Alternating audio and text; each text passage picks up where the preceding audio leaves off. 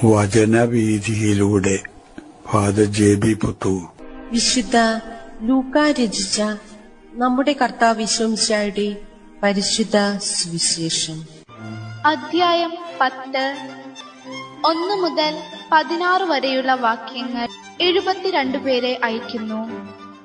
അനന്തരം കർത്താവ് വേറെ 72 പേരെ തിരഞ്ഞെടുത്ത് താൻ പോകാനിരുന്ന എല്ലാ പട്ടണങ്ങളിലേക്കും നാട്ടിൻപുറങ്ങളിലേക്കും ഈ 2 പേരായി അവരെ തനിക്ക് മുൻപേ അയച്ചു. അവൻ അവരോട് പറഞ്ഞു, കൊയ്ത്ത് വളരെ, വേലക്കാരോ ചുരുക്കം. അതിനാൽ കൊയ്ത്തിന് വേലക്കാരെ അയക്കാൻ കൊയ്ത്തിന്റെ നാഥനോട് നിങ്ങൾ പ്രാർത്ഥിക്കുവിൻ. പോകുവിൻ, ഇതാ ചെന്നായ്ക്കളുടെ ഇടയിലേക്ക് കുഞ്ഞാടുകളെ എന്ന പോലെ ഞാൻ നിങ്ങളെ അയക്കുന്നു. മടിശീലയോ സഞ്ചിയോ ചെരുപ്പോ നിങ്ങൾ കൊണ്ടുപോകരുത്. വഴിയിൽ വെച്ച് ആരെയും അഭിവാദനം ചെയ്യുകയും അരുത്. നിങ്ങൾ ഏത് വീട്ടിൽ പ്രവേശിച്ചാലും ഈ വീടിന് സമാധാനം എന്ന് ആദ്യമേ ആശംസിക്കണം. സമാധാനത്തിന്റെ പുത്രൻ അവിടെയുണ്ടെങ്കിൽ നിങ്ങളുടെ സമാധാനം അവനിൽ കുടികൊള്ളും, ഇല്ലെങ്കിൽ അത് നിങ്ങളിലേക്ക് തിരിച്ചു പോരും. അവരോടൊപ്പം ഭക്ഷിക്കുകയും പാനം ചെയ്യുകയും ചെയ്തുകൊണ്ട് ആ വീട്ടിൽ തന്നെ വസിക്കുവിൻ. വേലക്കാരൻ തന്റെ കൂലിക്ക് അർഹനാണല്ലോ. നിങ്ങൾ വീട് തോറും ചുറ്റി നടക്കരുത്. ഏതെങ്കിലും നഗരത്തിൽ നിങ്ങൾ പ്രവേശിക്കുകയും അവർ നിങ്ങളെ സ്വീകരിക്കുകയും ചെയ്യുമ്പോൾ നിങ്ങൾക്ക് വിളമ്പുന്നത് ഭക്ഷിക്കുവിൻ. അവിടെയുള്ള രോഗികളെ സുഖപ്പെടുത്തുവിൻ. ദൈവരാജ്യം നിങ്ങളെ സമീപിച്ചിരിക്കുന്നുവെന്ന് അവരോട് പറയുകയും ചെയ്യുവിൻ. നിങ്ങൾ ഏതെങ്കിലും നഗരത്തിൽ പ്രവേശിക്കുമ്പോൾ അവർ നിങ്ങളെ സ്വീകരിക്കാതിരുന്നാൽ തെരുവിലിറങ്ങി നിന്നുകൊണ്ട് പറയണം, നിങ്ങളുടെ നഗരത്തിൽ നിന്ന് ഞങ്ങളുടെ കാലുകളിൽ പറ്റിയിട്ടുള്ള പൊടി പോലും നിങ്ങൾക്കെതിരെ ഞങ്ങൾ തട്ടിക്കളയുന്നു. എന്നാൽ ദൈവരാജ്യം സമീപിച്ചിരിക്കുന്നുവെന്ന് നിങ്ങൾ അറിഞ്ഞുകൊള്ളുവിൻ. ഞാൻ നിങ്ങളോട് പറയുന്നു, ആ ദിവസം സോദോമിന്റെ സ്ഥിതി ഈ നഗരത്തിന്റേതിനേക്കാൾ സഹനീയമായിരിക്കും. അനുതപിക്കാത്ത നഗരങ്ങൾ. കൊറാസീൻ, നിനക്ക് ദുരിതം. ബെത്സയിദ, നിനക്ക് ദുരിതം. നിങ്ങളിൽ നടന്ന അത്ഭുതങ്ങൾ ടയറിലും സീദോനിലും നടന്നിരുന്നുവെങ്കിൽ അവിടുത്തെ ജനങ്ങൾ ചാക്കുടുത്തും ചാരം പൂശിയും പണ്ടേ തന്നെ പശ്ചാത്തപിക്കുമായിരുന്നു. ആകയാൽ വിധി ദിനത്തിൽ ടയറിന്റെയും സീദോന്റെയും സ്ഥിതി നിങ്ങളുടേതിനേക്കാൾ സഹനീയമായിരിക്കും. കഫർനാമേ, നീ ആകാശത്തോളം ഉയർത്തപ്പെട്ടിരിക്കുന്നുവോ, നീ പാതാളത്തോളം താഴ്ത്തപ്പെടും. നിങ്ങളുടെ വാക്ക് കേൾക്കുന്നവൻ എന്റെ വാക്ക് കേൾക്കുന്നു. നിങ്ങളെ നിരസിക്കുന്നവൻ എന്നെ നിരസിക്കുന്നു. എന്നെ നിരസിക്കുന്നവനോ എന്നെ അയച്ചവനെ നിരസിക്കുന്നു.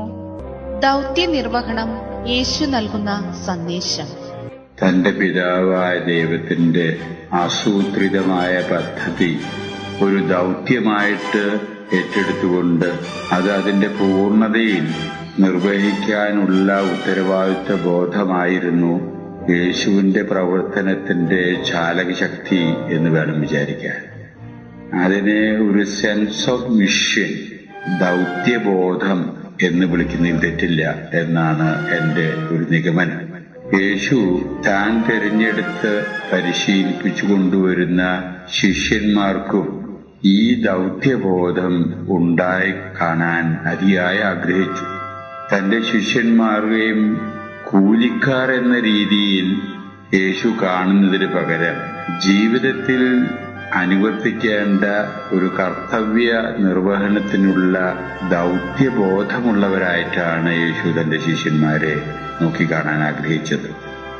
അതുകൊണ്ട് യേശു തന്റെ ശിഷ്യന്മാരെ സമൂഹമധ്യേ പറഞ്ഞുവിടുമ്പോൾ ഈ ദൗത്യബോധത്തിന്റെ ആവിഷ്കാരം എന്ന രീതിയിലായിരിക്കണം അവരുടെ പ്രവർത്തനങ്ങള് ഉണ്ടാകേണ്ടത്. ആ തരം പ്രവർത്തനങ്ങള് സമൂഹത്തിലുള്ള വ്യക്തികളുടെ മനസാക്ഷിയെ കടപ്പെടുത്തുന്ന രീതിയിൽ കൂടിയാകണം. അതിനെ ഉചിതമായും ഉചിതമല്ലാതെയും പ്രതികരിക്കുന്ന സമൂഹം കണ്ടേക്കാം. ഉചിതമല്ലാത്ത രീതിയിൽ അവയോട് പ്രതികരിക്കുന്ന സമൂഹത്തിലെ വ്യക്തികളോട് ഒരു തരത്തിലും വിലപേശലിന്റെ ഒരു നയത്തിൽ കൂടെ സമീപിക്കരുതെന്ന് യേശുവിന് നിർബന്ധമുള്ള മാതിരി തോന്നുന്നു. അത്തരക്കാരുടെ മുമ്പിൽ താഴ്ന്നു വീണ് അപേക്ഷിക്കുന്ന ഒരു ശൈലി തന്റെ ശിഷ്യന്മാരിൽ നിന്ന് യേശു പ്രതീക്ഷിക്കുന്നില്ല. ഉചിതമായി പ്രതികരിക്കാൻ വൈമനസ്യം കാണിക്കുന്ന ജനങ്ങളോട് ചടുലമായി തന്നെ പ്രതികരിക്കേണ്ടതാണ് എന്നതാണ് യേശുവിന്റെ നിലപാട് ഇന്നത്തെ സുവിശേഷത്തിലൂടെ വ്യക്തമാക്കപ്പെടുന്നത്. യേശു തന്റെ ശിഷ്യന്മാരിൽ നിന്ന് പ്രതീക്ഷിക്കുന്ന ഒരു കുലീനത്വവും മാന്യതയും പുലർത്തിക്കൊണ്ട് തങ്ങളിൽ നിക്ഷിപ്തമായിരിക്കുന്ന ദൗത്യ നിർവഹണത്തിന് വേണ്ടി ഉള്ള പരിശ്രമം അതാണ് അവരുടെ ജീവിതത്തിൽ ഉണ്ടാകേണ്ടത് എന്നതാണ്. ആ പരിശ്രമം സ്വാർത്ഥപരമായിട്ടുള്ള ചിന്തയല്ലാത്തത് കൊണ്ട് സമൂഹത്തിന് പൊതുവായിട്ട് അതിനെ ഉചിതമായിട്ട് പ്രതികരിക്കാനുള്ള കടമയുണ്ട് എന്ന രീതിയാണ് യേശുവിന്റെ ചിന്ത. പ്രതികരിക്കാത്ത സമൂഹം അല്ലെങ്കിൽ വ്യക്തികള് അതിന്റെ ഭവിഷ്യത്ത് അനുഭവിക്കാൻ അവർ തന്നെ തയ്യാറാകേണ്ടിയിരിക്കും എന്നാണ് ഇന്നത്തെ സുവിശേഷത്തിൽ നിന്ന് മനസ്സിലാകുന്നത്. അതാണ് സോദോം ഗൊമോറ പ്രദേശങ്ങളുടെ ഉദാഹരണങ്ങളിൽ കൂടെ ഇന്ന് സുവിശേഷം വ്യക്തമാക്കി നമ്മുടെ മുമ്പിൽ അവതരിപ്പിക്കുന്ന സത്യങ്ങൾ. ആ ശിക്ഷാവിധി അവർ തന്നെ ഏറ്റെടുക്കാൻ ഇടവരികയാണ്. അവർക്ക് ലഭിച്ചിരിക്കുന്ന സാഹചര്യങ്ങളോ ഉചിതമായ രീതിയിൽ അവർ പ്രതികരിച്ചില്ല. അപ്പോൾ ശിഷ്യന്മാരുടെ പ്രവർത്തനങ്ങള് ഒരു തരത്തിൽ പറഞ്ഞാൽ ഒരു ദയാഹർജി എന്ന രീതിയിലെ ഉള്ളതല്ല.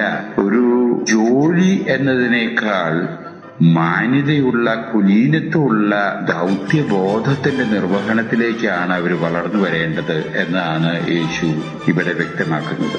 12 പേരടങ്ങുന്ന ശിഷ്യന്മാരെ പറ്റി മാത്രമല്ല യേശുവിന്റെ ധാരണ.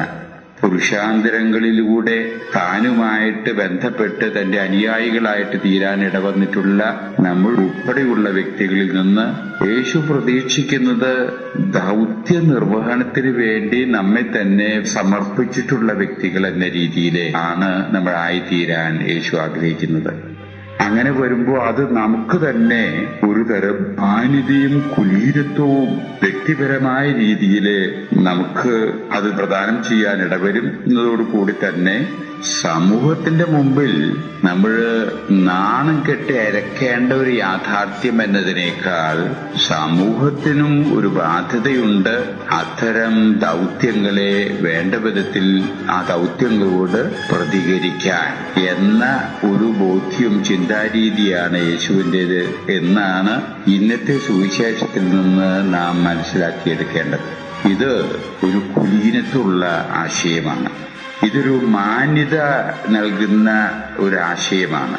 അത് നൽകുന്ന ആ കുലീനതയും മാന്യതയും നമ്മൾ കളഞ്ഞു കുളിച്ചുകൊണ്ട് നമ്മുടെ ജീവിതത്തിൽ ഒരു പ്രവർത്തനങ്ങളും ഉണ്ടാകാൻ ഇടയാകരുത് എന്ന യേശുവിന്റെ ആശയം ഉൾക്കൊള്ളാൻ നമുക്കിടവരട്ടെ.